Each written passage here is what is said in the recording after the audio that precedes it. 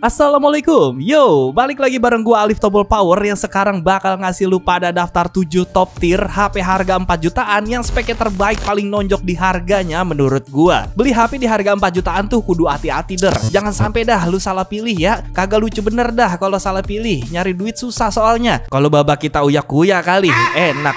Lah iya enak, lu mah enak habis dijarah. Penasarin? Lagasin 7 top tier HP 4 jutaan edisi September 2025 versi Tombol Power.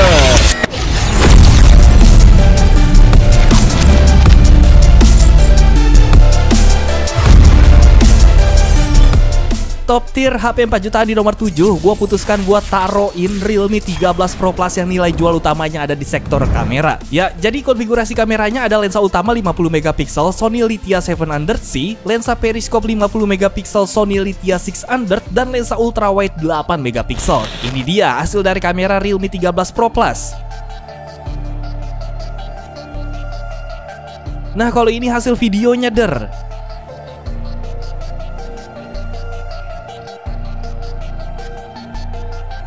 Lensa periskop 50 megapiksel yang bisa 120 kali super zoom dari ini HP tentu aja jadi nilai jual utama ya der. Apalagi lu tahu dewek dah, seri Realme 14 Pro itu kagak masuk ke Indonesia, dan Realme 15 Pro yang udah gua bahas kemarin itu bakal masuk Indonesia tapi kagak ngebawa lensa periskop. Jadi ini salah satu alasan juga kenapa gua masukin Realme 13 Pro Plus sebagai salah satu top tier HP kelas 4 jutaan ya der. Tenang bae der, bukan cuma kameranya aja nih yang ajib, karena ini HP pakai chipset Snapdragon 7S Gen 2 yang udah enak buat kita pakai hari-hari. Buat tugas berat juga udah enak ya, sampai ngedit video juga udah aman banget. Ya gini beda intinya, kalau lu tanya gua HP 4 jutaan bakal ngonten, gua rekomen Realme 13 Pro Plus banget ya der. Alasan lain selain kameranya yang bagus, internal ini HP tuh lega bener ya, 512 GB. Desainnya juga premium nih, pakai kulit sunat, kulit sintetis, layarnya juga halus kayak bewok Saroni, baterai 5200 mAh-nya cukup awet dan ngecasnya juga udah super 80 watt. Oke, kalau lu mau beli, linknya ada di deskripsi ya. Dan ini spek singkat dan harga terupdate dan dandang mulu.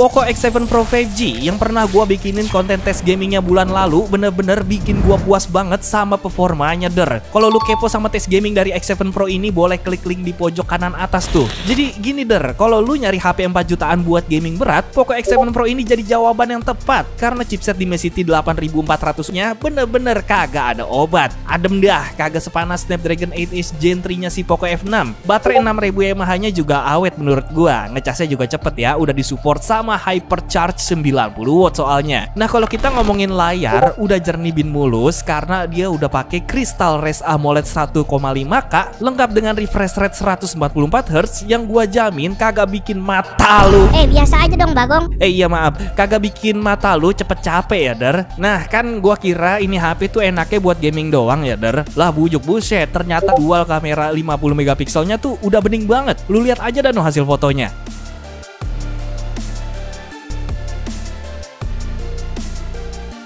Bakal rekam video juga aman ya der, stabil karena udah ada OIS-nya. Nah, yang kentang paling ada di lensa ultrawide 8 megapikselnya aja nih, yang menurut gua rada burik. Sama ini juga sih, desainnya dan feel genggamnya kagak terlalu premium gitu, kayak berasa megang HP murah. Tapi ini masalah selera aja ya der. Oke, kalau lu minat sama si Poco X7 Pro 5G RAM 12/512 GB ini, link pembeliannya ada di deskripsi ya.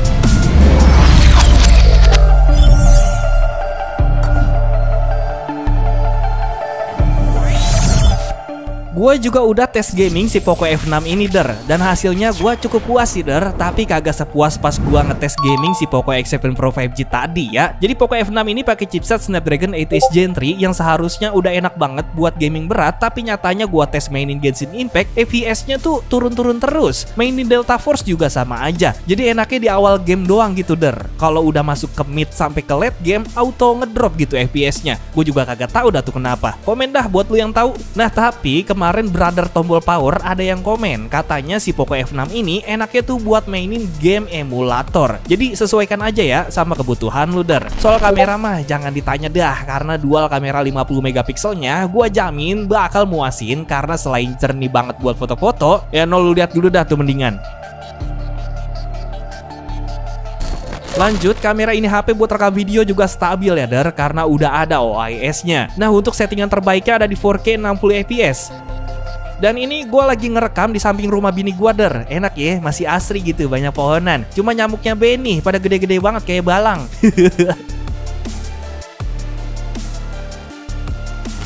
Layar Crystal Res AMOLED 6,67 inci 120 Hz nya juga bening banget ya der. Lu bawa ke tempat silau juga kagak ngaruh dah, karena kecerahannya bisa sampai 2400 nits. Yang kurang tapi paling ada di sektor baterai 5000 mAh nya aja nih, yang menurut gua rada boros ya. Ya untung aja ngecasnya cepet nih, udah 90 watt yang bisa ngisi baterainya dari 0 ke 100% cuma dalam waktu 40 menitan.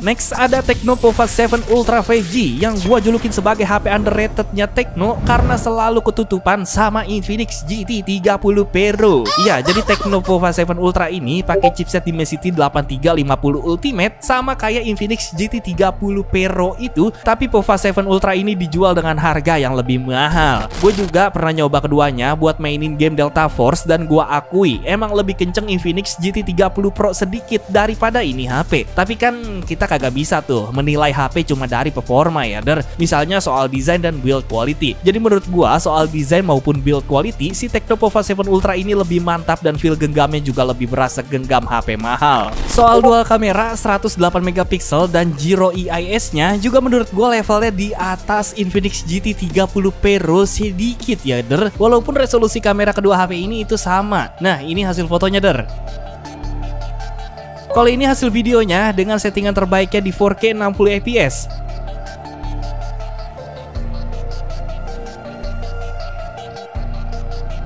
Sektor baterai juga jadi poin unggul dari Pova 7 Ultra ini ya der, karena kapasitasnya 6000 mAh yang juga udah didukung tuh sama Ultra Charge 70 watt. Kesimpulannya kalau lu butuh HP yang fokusnya ke gaming berat dan kamera tipis-tipis, bisa ambil Infinix GT 30 Pro karena GT 30 Pro itu ternyata kameranya juga bagus der. Nah kalau lu butuh HP yang lebih berkesan mewah, baterai gede, gaming santai, atau all-rounder lah gitu, langsung aja check out si Tecno Pova 7 Ultra ini lewat link yang ada di deskripsi.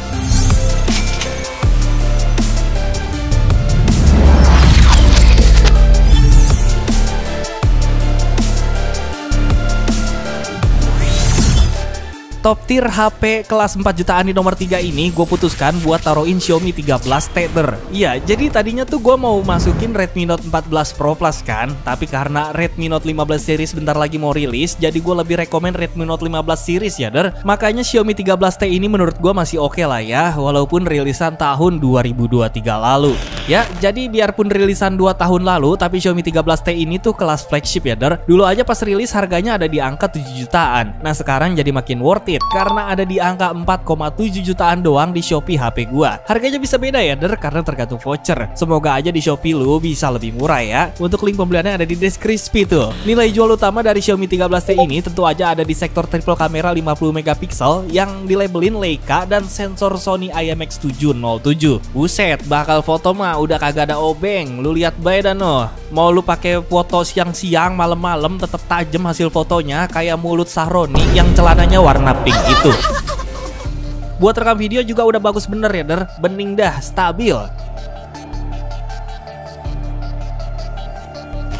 Xiaomi 13T ini juga masih oke banget ya der buat 3 tahun ke depan, karena selain chipset Dimensity 8200 Ultra-nya masih ngebut, dia tuh juga dapet jaminan update software 4 tahun dan security patch 5 tahun dari pas rilis di tahun 2023. Layarnya sih standar ya, sesuai harga lah gitu. Crystal Res AMOLED 6,67 inci 144 Hz dengan kecerahan puncak di 2600 nits yang udah nyaman banget dah pokoknya di mata. Bodinya nih yang gue demen banget karena terkesan premium dan build quality-nya juga juga kagak kaleng-kaleng karena udah dilabelin rating IP68, yang artinya ini HP bisa lu celup-celup ke air ya der. Orang kata gua teh ini HP kurangnya di baterai doang, cuma 5000 mAh yang juga rada boros ya menurut gua. Selebihnya mah udah berasa flagship bener dah.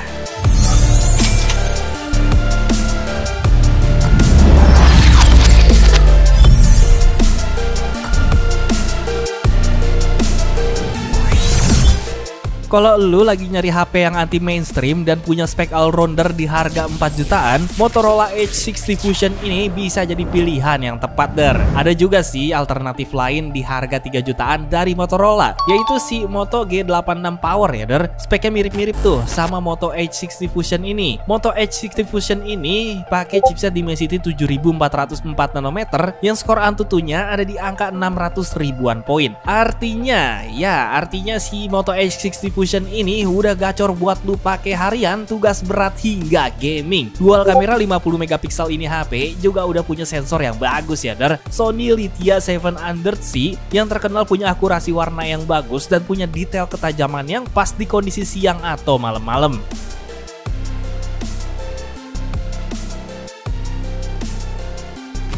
Rekam video juga udah auto stabil karena udah ada OIS-nya der. Kalau gua mau udah kagak ada komplain dah sama kamera dari ini HP. Lu pakai hunting foto atau video di luar ruangan yang silau juga aman aja karena selain layar ini HP udah bening POLED Super HD, kecerahan puncaknya tuh bisa sampai 4500 nits ya der. Lah bujuk, ternyata desain cover belakangnya juga cakep bener ya. Lu lihat bae dan noh. Bujuk buneng dah pakai kulit sapi kali buset. Kulit sapi lu kata beduk. Kulit sintetis atau vegan leather ya. Kuat juga nih, bisa lu ajak berenang karena udah punya rating IP68 atau IP69 dan sertifikasi military standard at under 10H tahan banting. Nah, kurangnya selain dia kagak punya slot jack 3,5 mili, tipe storage-nya tuh cuma seonggok UFS 2.2 ya der. Oke, kalau lu pengen beli secara online, link pembelian yang aman ada di deskripsi ya der.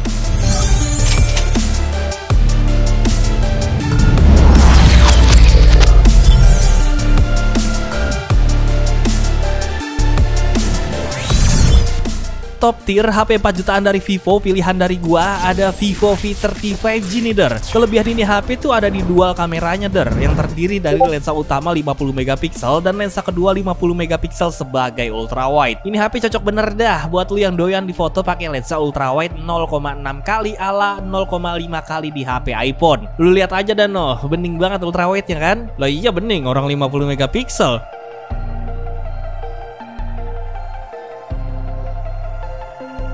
Kamera selfie-nya juga punya resolusi 50 megapiksel nih der, yang ya bisa lah bikin muka lu yang mirip bakwan itu jadi mirip salad. Buat ngerekam video juga udah oke banget karena OIS-nya udah stabil banget anti gempa. Kalau lu mau fungsiin ini HP buat bikin konten juga udah gacor bener, karena selain punya kamera yang gokil, buat ngedit video juga udah lancar berkat chipset Snapdragon 7 Gen 3 4 nanometer dan GPU Adreno 720-nya. Skor Antutunya juga lumayan gede nih di angka 800 ribuan poin. Layarnya juga endah banget dah, sedep banget di mata karena emang udah pakai konsep melengkung dengan panel AMOLED 1.5K 6,78 inci 120Hz yang tingkat kecerahannya itu bisa sampai 2800 nits. Yang kurang dari ini HP tuh walaupun dia RAM-nya gede 12GB tapi tipe RAM-nya masih LPDDR4X yang artinya kurang nonjok gitu buat multitasking. Minimal LPDDR5 sih menurut gua kalau untuk HP harga segini. Selain itu baterainya juga kagak terlalu awet karena emang cuma 5000 mAh.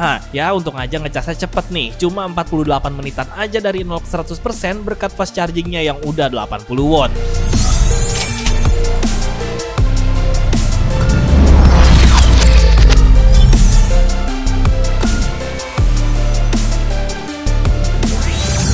Tamat, ending yang sangat meng-Xiaomi 13 tekan. Pesan yang bisa kita ambil di video kali ini adalah pusing dalam memilih HP itu adalah hal yang sangat manusiawi dan wajar jika memang ternyata kitanya yang tidak mempunyai uang. Itu. Oke, gua Alif Tombol Power izin pamit mau nyairin limit peleter dulu. Sampai ketemu di video selanjutnya. Adios. Kolor tidak elastis, Abang Sahroni. Cuau, cuau, cuau. Anjing lah, tidak elastis lagi tuh kolor.